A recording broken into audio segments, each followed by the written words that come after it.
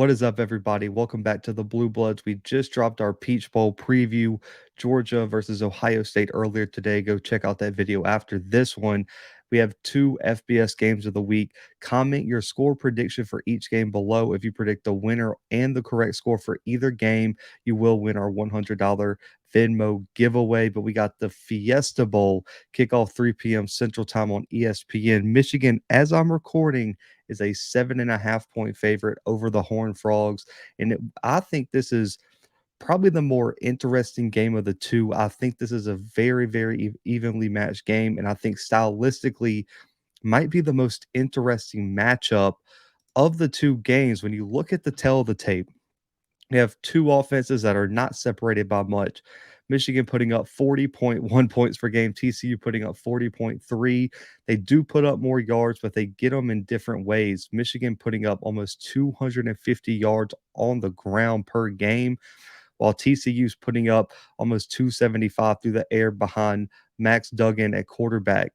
Now, the defense is where it gets extremely interesting. Michigan has had an amazing defense for the past few seasons, only allowing 13 points per game, less than 280 yards per game right now. The rushing defense and the passing defense show significant statistical advantages. 85 yards allowed on the ground, less than 200 through the air allowed for the Wolverines. And you've seen all season, even when it even after Corum's injury, even with McCarthy being, I would say, up and down at times, Michigan's defense has been able to keep them afloat as the offense has figured out its identity throughout the season. The defense is going to be extremely interesting in this matchup because TCU's offense is coming in explosive under new head coach Sonny Dykes. You have a Heisman candidate at quarterback. The running game's on point. You have a big time wide receivers. There are multiple guys. Max Duggan spreads the ball around so well. And that's going to offer a very interesting test, I feel like, for this Michigan defense. Now, the quarterback spotlight is extremely interesting. You have a Heisman candidate in Max Duggan, completed 64% of his passes, 3,300 passing yards, 30 passing touchdowns, 6 rushing. The deep ball is where he thrives. He is one of the most efficient, explosive passers in the entire country. 18 passing touchdowns, 20 big time throws, grades out as over a 93 according to Pro Football Focus. He has a lot of different targets. He likes to push the ball down the field, and he's extremely efficient at it. And TCU and Sonny Dykes are not afraid to let Duggan let loose and put the ball in the air. And on the counter side, Michigan has not allowed a lot of explosive plays down the field this year. It's going to be extremely interesting to see how these two units match up. But Max Duggan comes in as one of the best quarterbacks in the country. He can also be dynamic with his legs, which adds a whole nother level of threat for this Michigan defense. Now, JJ McCarthy, on the other hand, catches so much flack, but I felt like he answered a lot of the questions and a lot of the doubts from a lot of the people who were calling his game into question in against Ohio State. You had Corum go out with injury. Donovan Edwards, everyone knew could be the guy, but he's even dealt with some injury issues this year. Every single time Michigan needed a play made, JJ McCarthy delivered, and he delivered some excellent deep shots, was efficient when he needed to be, and he does a great job of taking care of the ball. Only 3 interceptions this season. He's thrown for 2,300 yards, 20 passing touchdowns, and does a lot of damage from in his short to intermediate game. 0 to 19 yards. He's completing 75% of those, 10 touchdowns, and those account for almost 70% of his total attempts. A very different, I would say, stylistic matchup here between quarterbacks. Duggan can air it out, likes to go deep, has been efficient at that this year. McCarthy, on the other hand, would like to get the ball in his playmakers' hands. Their run first team is going to be interesting to see which style wins this game on New Year's Eve. Now, the keys for Michigan defensively is just limit downfield opportunities. TCU's offense becomes unstoppable when you're allowing them to hit the deep shot and then they can come back underneath, run the football, and just get the ball in their playmakers' hands comfortably because you have to respect the deep ball. If you limit their downfield opportunities, the offense becomes a whole lot more manageable to slow down and stop. Michigan's been great at that this year. They did it well against Ohio State, especially in the second half. That's going to have to be a key in this matchup against TCU. Now, on the other hand, they have to create explosive plays. When you look at when that Ohio State Michigan game turned, it was when the offense was creating explosive plays, not only in the run game, but in the passing game. JJ McCarthy has to answer the bell again. If he can create those explosive plays downfield and eventually help Donovan Edwards and some of those backs open things up in the run game, that's when Michigan becomes extremely, extremely dangerous. And that's what happened against Ohio State. McCarthy just kept them in the game, hit those deep shots, and then Donovan Edwards finished them off with some lethal blows late in that game. For TCU, it's the Max Duggan show. He should be coming into this game. He's been the best player all season long on either of these teams that's healthy. I love Corum, but he won't be playing in this matchup. Max Duggan, this is his moment. The Heisman Trophy's over. He didn't win it. They gave it to Caleb Williams. This is technically his remember why I was at that Heisman ceremony moment. He's got to go out here and have the game of his life. CJ Stroud threw two big interceptions, made some mistakes to cost Ohio State that game. Max Duggan has to go win this game for the Horned Frogs on New Year's Eve.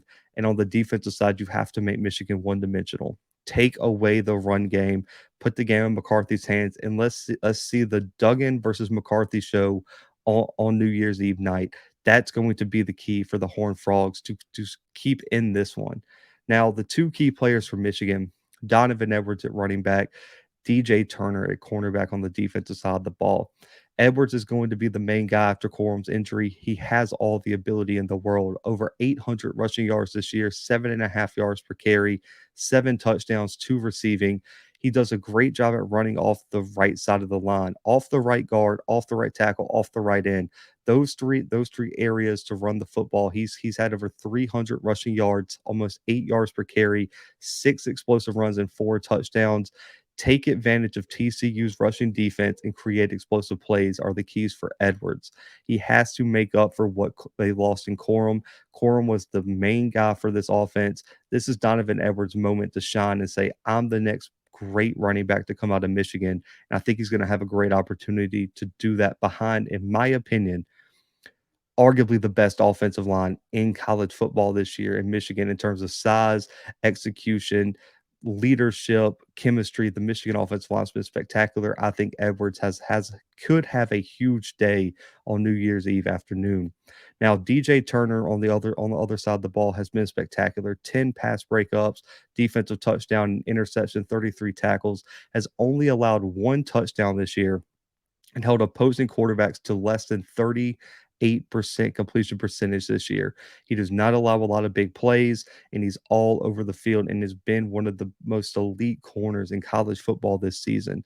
Turner versus Johnson, and we're going to get to Johnson in a minute for TCU. That matchup is going to be key because Johnson is the number one receiver for the Horned Frogs. If Turner can take him out of the game, it's going to force Duggan to find a number two, number three option, and that makes it difficult for a quarterback to have his best game.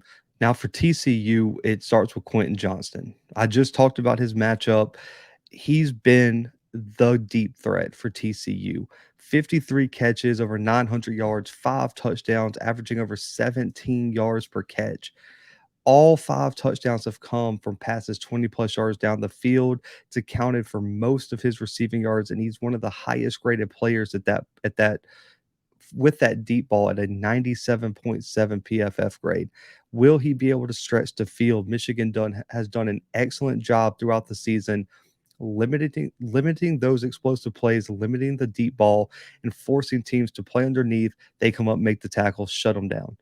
Can Quentin Johnston make those plays down the field? That's been his specialty. If he's able to do that, it opens up a whole lot of opportunities, I would say, for TCU's offense to attack this Michigan defense. That's going to be key for Sonny Dykes' offense. Now, Travius Hodges Tomlinson, cornerback, he's the guy for the defense. In my opinion, I think he's the next great defensive back. We saw Trevon Merrick coming out of TCU.